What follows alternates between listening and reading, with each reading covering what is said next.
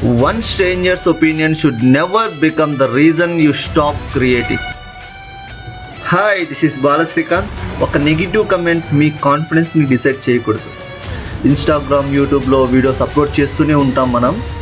కొంతమంది అప్రిషియేట్ చేస్తారు, మరి కొంతమంది క్రిటిసైజ్ చేస్తారు. అది సోషల్ మీడియాలో నార్మల్. ఫస్ట్ ఒక్క క్వశ్చన్, ఆ కంటెంట్ మీ లైఫ్ని డిసైడ్ చేస్తుందా? లేదు. అయితే ఎందుకు దానికి అంత importance? Thank them and move on.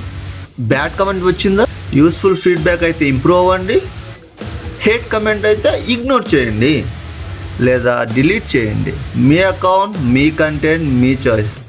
ఒక నెగిటివ్ కమెంట్ కోసం ఎమోషనల్ అవ్వకండి. దానికి reply videos, explanation videos, unnecessary scene create చేయకండి.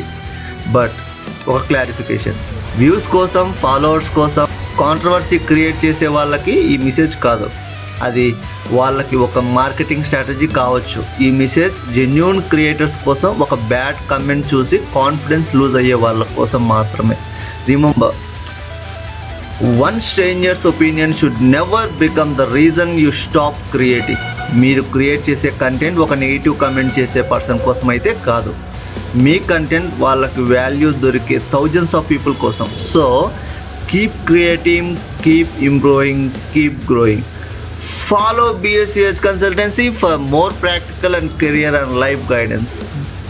Thank you.